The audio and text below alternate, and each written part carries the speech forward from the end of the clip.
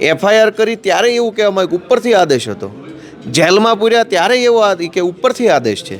આજે કેજરીવાલ મળવા જશે તો કે ના ઉપરથી આદેશ છે, નથી મળવા. તો ઉપર છે કોણ આવો નાલાયક માણસ? અરવિંદ કેજરીવાલજીએ ગઈકાલે એક અરજી આપી જેલ તંત્રને અને પોલીસ તંત્રને કે હું જેલમાં જે નિર્દોષ ખેડૂતો બંધ છે એમને મળવા માગું છું અને એમની સાથે ચર્ચા કરવા માગું છું કે જેલમાં જે લોકો બંધ છે એ કોઈ ડ્રગ્સ વેચનારા લોકો નથી, કોઈ બુટલેગર નથી, કોઈ લૂંટફાટ કરનારા વ્યક્તિઓ નથી. અમે ઓફિશિયલ અરજી આપી છે, એનો જવાબ લાવો. તો હજુ સુધી અમને લેખિત જવાબ નથી આપ્યો. કેમ ભાઈ? રાજુભાઈના પિતા તો પિતા છે, કેજરીવાલને તો નથી મળવા દેતા, એના પિતાને મળવા નથી દેતા. તો આ તાનાશાહી કેમ? અરવિંદ કેજરીવાલ ગઈકાલથી રાજકોટના પ્રવાસે છે. આજે તેઓ રાજુ કરપડા અને જેલમાં બંધ પ્રવીણ રામ તેમજ ખેડૂતોને મળવા જેલમાં જવાના હતા, પરંતુ તેમને પરમિશન ન મળતા તેઓ ગયા નથી અને તેમને લઈને હવે રાજનીતિ જે છે તે તેજ બની છે. આપણી સાથે વિસાવદરના ધારાસભ્ય ગોપાલ ઇટાલિયા છે, તેમની સાથે વાત કરીશું. અરવિંદ કેજરીવાલે ગઈકાલે ટ્વીટ કરીને માહિતી આપી કે હું જેલમાં જવાનો છું, પરંતુ ગયા નથી. કયા કારણો? ભાજપે બોટાદની અંદર કડદો કરી રહેલા કડદાબાજોને બચાવવા માટે નિર્દોષ ખેડૂતો પર લાઠીચાર્જ કરાયો. એટલેથી ભાજપનું મન ન ભરાયું, એટલે નિર્દોષ ખેડૂતો પર એફઆઈઆર કરી. એટલેથી પણ ભાજપનું મન ન ભરાયું, એટલે નિર્દોષ ખેડૂતોને જેલમાં પૂર્યા. આજે 2 મહિનાથી નિર્દોષ ખેડૂતો જેલમાં છે, ત્યારે અરવિંદ કેજરીવાલજીએ ગઈકાલે એક અરજી આપી જેલ તંત્રને અને પોલીસ તંત્રને કે હું જેલમાં જે નિર્દોષ ખેડૂતો બંધ છે એમને મળવા માગું છું અને એમની સાથે ચર્ચા કરવા માગું છું. કાલે લેખિત અરજી જેલ તંત્રને આપી, પોલીસ તંત્રને આપી, ઈમેલથી આપી. મેં પોતે ટેલિફોનથી એસપી અને કમિશનરના રીડર પીઆઈ સાથે વાત કરી, સાગરભાઈએ જેલના અધિકારીઓ સાથે વાત કરી. ગઈકાલથી અમે કોશિશ કરીએ છીએ કે જેલમાં બંધ ખેડૂતો સાથે અરવિંદ કેજરીવાલની મળવાની વ્યવસ્થા કરી આપવામાં આવે. અત્યાર સુધી વ્યવસ્થા ન કરી દીધી. સવારે અમે કોશિશ કરી કે ચાલો હવે નીકળીએ, તો ગાડીઓ રોકી લીધી પોલીસે, બધું જવા ના દીધા કે તમને નહીં જવા દઈએ. ત્યાર પછી જેલના દરવાજા બંધ કરી દીધા. જેલના દરવાજાની બહાર પોલીસ લાગી ગઈ. જેલ તરફ જતા રસ્તા ઉપર નાકાબંધી કરી લીધી. અમે એમ કીધું કે અમે અરજી આપી છે, તમે અમારી અરજી ઉપર જે કાંઈ નિર્ણય કર્યો લેખિતમાં જવાબ આપો. અમે ઓફિશિયલ અરજી આપી છે, એનો જવાબ લાવો. તો હજુ સુધી અમને લેખિત જવાબ નથી આપ્યો કે અમારી અરજીનું શું થયું.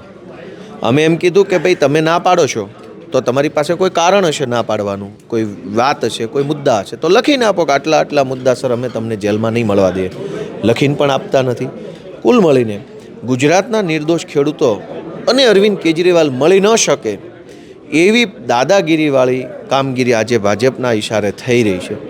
તમે વિચારો કે જેલમાં જે લોકો બંધ છે એ કોઈ ડ્રગ્સ વેચનારા લોકો નથી, કોઈ બુટલેગર નથી, કોઈ લૂંટફાટ કરનારા વ્યક્તિઓ નથી.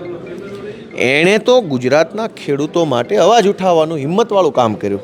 છતાંય કેમ એમને જેલમાં રાખવામાં આવ્યા છે અને છતાંય કેમ કેજરીવાલને એને મળતા રોકવામાં આવ્યા છે? તો આ દાદાગીરી આજે જનતા સમક્ષ ખુલ્લી પડી ગઈ છે ભાજપ. તમે કહ્યું કે લેખિતમાં પણ પરમિશન આપી દીધી. તમે કહ્યું સવારે કે જેલના એસપી પણ અહીંયા આવ્યા હતા, તો એ શું કહી રહ્યા છે? શું મિટિંગો થઈ રહી છે? એટલે કશું જ કંઈ અમે તમને નહીં મળવા દઈએ. અમને ઉપરથી ના પાડી છે, ઉપરથી અમને કીધું છે કે એને નહીં જવા દેતા. ઉપર એટલે કોણ ઉપર? હવે તો એ જાણે કે ઉપર કોણ છે એવો માણસ કે જે નિર્દોષ ખેડૂતોને દંડા મરાવે છે. જેથી દંડા માર્યા ત્યારે પોલીસે એવું કીધું કે ઉપરથી આદેશ હતો. એફઆઈઆર કરી ત્યારે એવું કહેવામાં આવ્યું કે ઉપરથી આદેશ હતો. જેલમાં પૂર્યા ત્યારે એવું કે ઉપરથી આદેશ છે. આજે કેજરીવાલ મળવા જશે તો કે ના ઉપરથી આદેશ છે, નથી મળવા. તો ઉપર છે કોણ આવો નાલાયક માણસ? એની તપાસ થવી જોઈએ કે ઉપર એવો કોણ નાલાયક માણસ બેઠો છે કે જે ખેડૂતોને દંડા મરાવે છે, જેલમાં પૂરે છે, પાછો કેજરીવાલને મળવાની ના પાડે. છે કોણ? કોઈ પણ વ્યક્તિને જેલની અંદર મળવા જવું હોય તો એની ખરેખર પ્રોસિજર શું હોય? પ્રોસેસ બહુ સિમ્પલ, સરળ, સાદી છે. જેલ ઉપર જવાનું નક્કી કરેલા સમયે. આમ તો સવારના 9 થી બપોરના 12 અને બપોરના 3 થી સાંજના 5 વાગ્યા સુધીનો સમય હોય છે. આમ તો 6 વાગ્યા સુધીનો, પછી બંદી થઈ જાય. આ સમય દરમિયાન કોઈ પણ માણસ જેલમાં જાય, એક સાદી અરજી આપે અને તરત મળી શકે. અંદરવાળો માણસ આ પાડવો જોઈએ. હવે હું બહારથી અરજી આપું કે મારે રમેશભાઈને મળવું છે, પણ રમેશભાઈએ મને ના મળવું હોય તો ન મળી શકાય. હું જેલના મેઇન ગેટ ઉપર ઓફિસમાં એક અરજી આપું સાદી કે ભાઈ મારું નામ ગોપાલભાઈ છે, હું રાજુભાઈ કરપડાને મળવા માગું છું. અંદર રાજુભાઈને મેસેજ મોકલવામાં આવે કે ગોપાલભાઈ મળવા માગે છે. જો રાજુભાઈ આ પાડે તો રાજુભાઈને લઈ આવે ત્યાં મિટિંગ રૂમ સુધી, બંને મળી શકે. સિમ્પલ પ્રોસેસ છે, એમાં કશું જ કંઈ છે નહીં. લોહીના સંબંધ હોય એ મળી શકે, મિત્ર મળી શકે, NGOવાળા મળી શકે, મીડિયા મિત્રો મળી શકે, કોઈ સરકારી માણસો મળી શકે, અને એનાથી વધુ ધારાસભ્ય તો જેલ કમિટીનો સભ્ય હોય.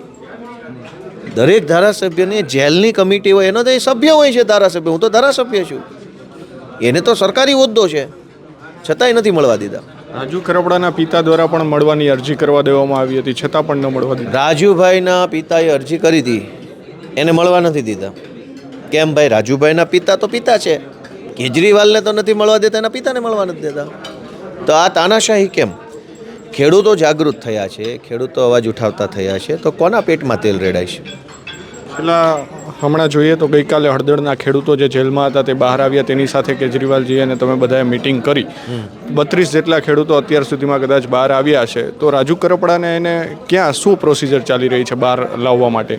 ને એ કોર્ટમાં જ છે, આજે મુદત જ છે, આજે હિયરિંગ છે. સાગરભાઈ અમારા ગયા છે કોર્ટમાં, અને કદાચ સાંજ સુધીમાં સારા સમાચાર કદાચ આવી શકે, કદાચ ન આવે તો ઉપરની કોર્ટમાં. એટલે આજે જ છે.